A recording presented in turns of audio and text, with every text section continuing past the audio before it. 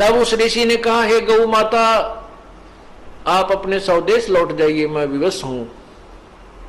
इतना कहते ही वो टेंट के ऊपरले हिस्से को पाड़ती हुई और गाय आकाश की तरफ, स्वर्गलोक की तरफ चल पड़ी। राजा ने गाय को कंडम करके नीचे डालने के लिए तीर मारा, पैर में तीर लगा और कहते हैं वो गाय का खून, रक्त जमीन पर गिरा और गाय चली गई। तो जहां जहां वो खून गाय का गिरा, वहीं पर कहते हैं तम्बाकू की उत्पत्ति हुई।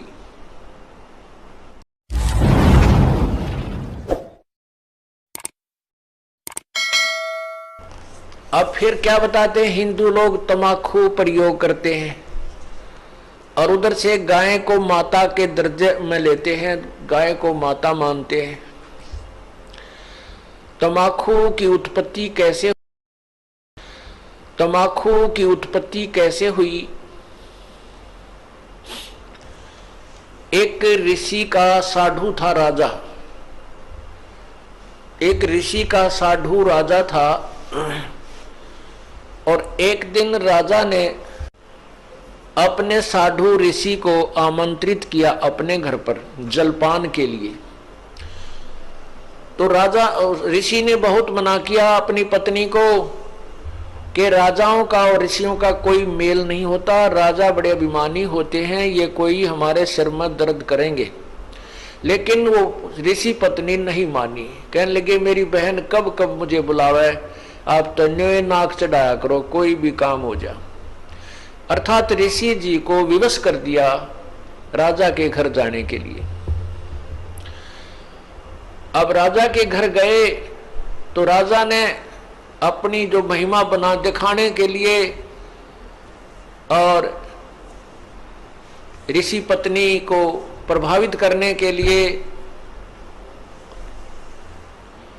बहुत अच्छे आहार, मेज पोस्ट मेज का ऊपर काजू किस्मत सेब संतरे नाना प्रकार की सब्जी बनवा के, जलेबी कचौड़ी पकौड़ी दही खीर हलवा सारे व्यंजन लगवा दिए मेज पे। अब आहार किया ऋषि जी ने भी, ऋषि पत्नी ने भी, सब ने मिलकर आहार किया। अब चलते समय ऋषि जी ने कहना पड़ा, जी आप भी हमारे यहाँ आइएगा, एक औपचारिकता होती है। तो राजा ने कहा अवश्य आएंगे, कभी समय मिला तो अवश्य आएंगे।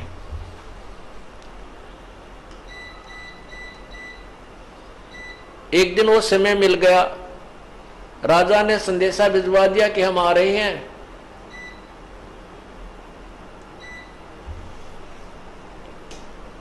अब ऋषि पत्नी चिंतित हुई कि वो तो सचमुच आ रहे हैं और साथ में ये संदेशा भेज दिया कि मेरे साथ हजारों की संख्या में अंगरक्षक होंगे, मेरे सैनिक होंगे। अब राजा चाहता था कि ऋषि को नीचा दिखाना, ये एक बूंदी बीमारी है साधु, ये दिखाना चाहता था कि मैंने ऐसे ऐसे आहार कराए हैं और ये ऋषि जी कुछ नहीं करा पाएगा, इसकी मिट्टी पलीत होगी। और परमात्मा कहते हैं कबीरा सब जग निर्धना, धनवंता ना कोई, धनवंता सो जानियो जप राम नाम धन होए। अब ऋषि जी के पास अपने तप की कमाई थी, अपनी साधना भजन की कमाई थी। ऋषि जी ने स्वर्ग से कामधेनु गाय वो उधारी ले ली कुछ समय के लिए और उसको अलग से एक टेंट में रखा हुआ था। उधर से राजा अपने हजारों सैनिकों को साथ लेकर पहुंच गया और ऋषि से कहा कि भोजन की तैयारी करवाओ। ऋषि जी ने कहा जी भोजन तैयार है, आप खाना खाइए। अब वहां लगी लाइन और साथ के साथ थाली आ रही है, सबको परोसी जा रही है। ऋषि जी ने अपने एक सेवक को उस गाय वाले टेंट के सामने बैठा दिया, वो उठा उठा कर थाली बाहर रखता रहा।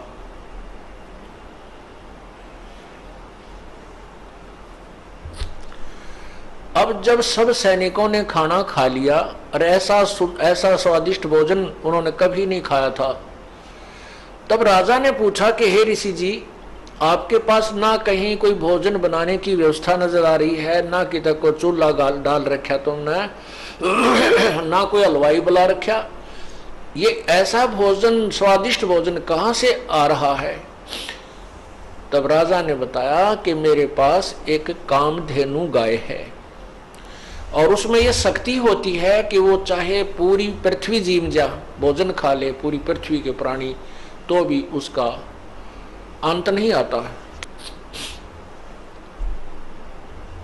तो राजा के अब साधु की यारी दोस्ती इतनी होती है, अब राजा की नीत में खोट आ गया, नीयत में खोट आ गया। उसने सोचा यू कंगाल क्या करेगा, इस गाय का मैं ले चलता हूं, बहुत ज्यादा सेना है मेरे पास और ये गाय सभी आहार करा दिया करेगी। कहने लगा ऋषि जी, ये गाय मुझे दे दे, आप क्या करोगे इसकी? ऋषि जी ने कहा ये गाय मेरी नहीं है, मैं उधारी लाया हूं, मैं आपको नहीं दे सकता। तो राजा बोला सैनिकों से कि सैनिकों इस गाय को छीन लो। अब ऋषि सोचता है कि अच्छा नालायक, ये तो जबरदस्ती कर रहा है मेरे साथ। तब उस ऋषि ने कहा हे गौ माता, आप अपने स्वदेश लौट जाइए, मैं विवश हूं। इतना कहते ही वो टेंट के ऊपरले हिस्से को पाड़ती हुई और गाय आकाश की तरफ, स्वर्गलोक की तरफ चल पड़ी। राजा ने गाय को कंडम करके नीचे डालने के लिए तीर मारा, पैर में तीर लगा और कहते हैं वो गाय का खून, रक्त जमीन पर गिरा और गाय चली गई। तो जहां जहां वो खून गाय का गिरा वहीं पर कहते हैं तम्बाकू की उत्पत्ति हुई। अब हिंदू लोग एक तरफ तो माता को इतना प्रिय मानते हैं, गाय को अपना मां के तुल्य आदर देते हैं और फिर मां के खून को पी रहे हैं।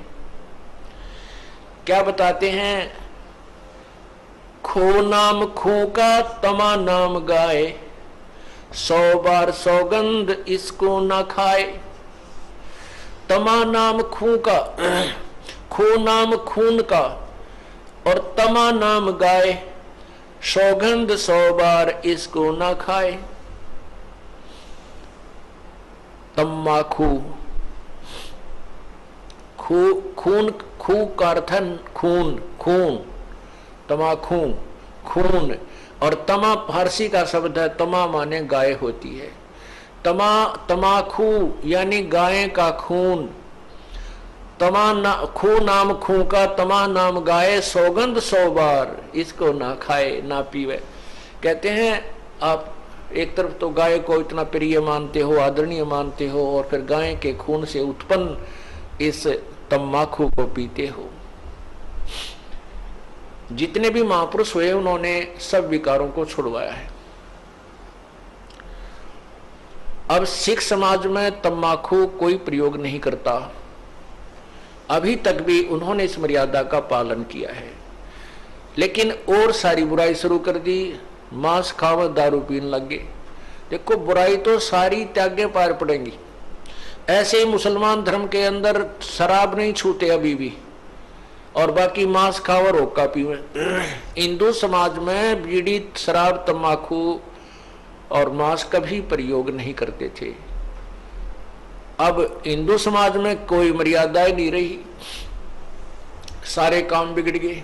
तो पुण्यात्माओं, ये नए सिरे से समाज सेट किया जाएगा और इसी तरह ये समाज सुधार और आत्म कल्याण प्रारंभ होता है। उन महापुरुषों ने भी कठिन प्रयत्न किए थे, परिश्रम किया था समाज को बुराई से दूर करने के लिए। आज भी वही चल रहा है और बहुत निर्मल समाज बन रहा है। छोटे छोटे बच्चे भी ये पूछते हैं, एक बार मेरा हाथ लग गया, मेरे पापा की गोद में बंडल था, महाराज जी मेरा नाम तो नहीं टूट गया। रो रहा था वो बच्चा। मैं कहा बेटा ऐसे नहीं टूटता, वो तो वैसे लग गया हाथ, गंद का समझ लो भाई, गोबर में हाथ लग जा, धो ले अपने ने। हाँ, उसको उठा के देना, ला के देना, पीने हुक्का भरना, उसमें नाम टूट जाएगा, वो खंड हो जाएगा। तो पुण्यात्मा जो छोटी सी उम्र में इन बच्चों को ऐसा भाव बन गया कि ये इतनी बुराई है कि इसको हाथ लागने से भी हमारा धार्मिक कर्म बिगड़ जाएगा, तो आने वाली इनकी संतान तो कति देवता पैदा होंगी।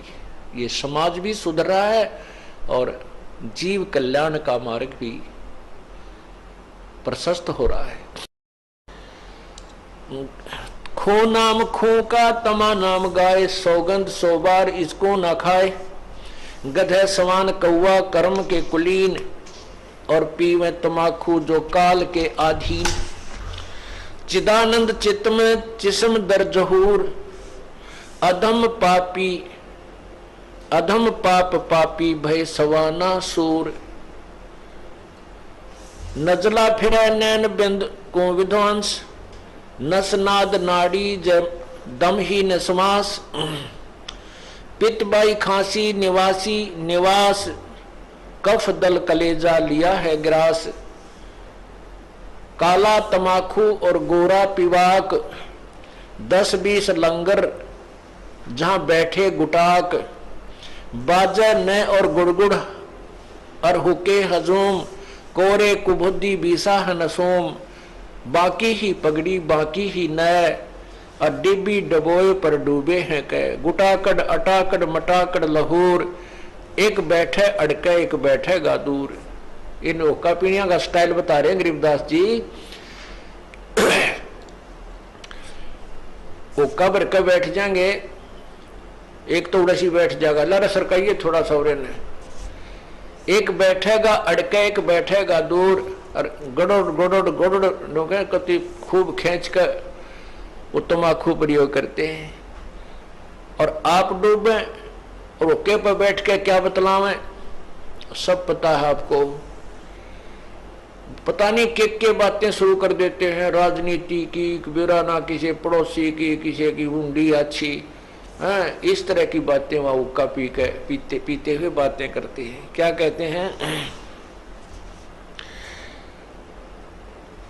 काला तमाकू गोरा पीवाक, 10-20 लंगर जहां बैठे गुटाक। 10-20 इकट्ठे हो जाएंगे ओके के दौरे के।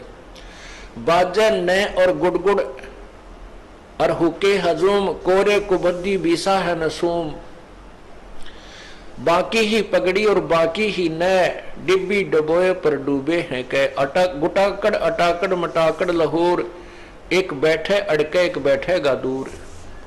तो ऐसे शब्द मान मेरा तो मैं तो कहता हूं तो हे, शब्द मान मेरा मैं कहता हूं तो हे, यही मूल मंत्र तमाकू ना बोइए।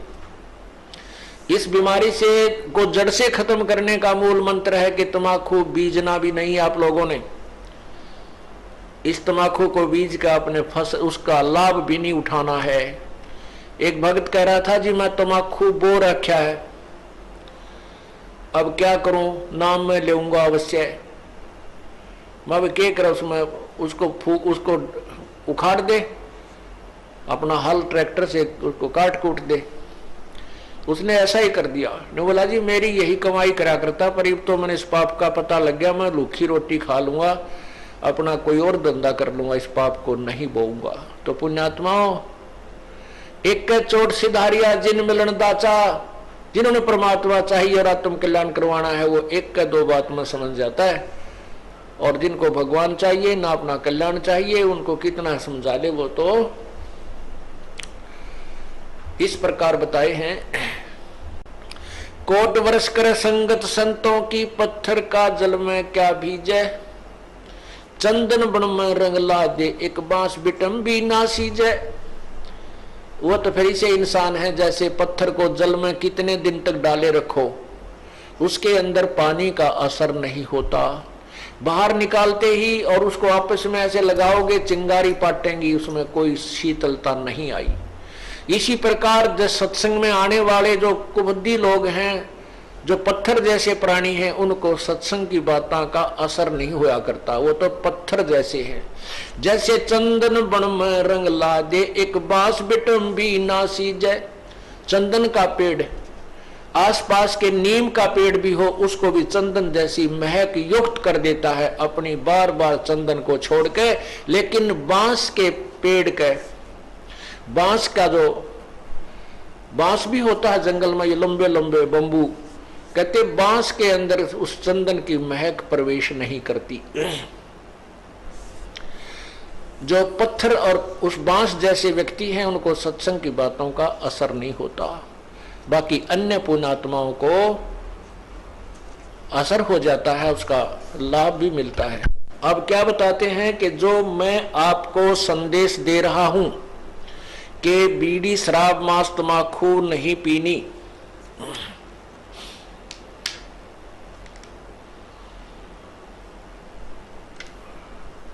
क्या बताते हैं, और इतने उदाहरण दे रहे हैं कि सुरापान मदमासा हारी गमन करे भोगे पर नारी 70 जन्म कटेंगे शीशम साक्षी साहिब है जगदीशम।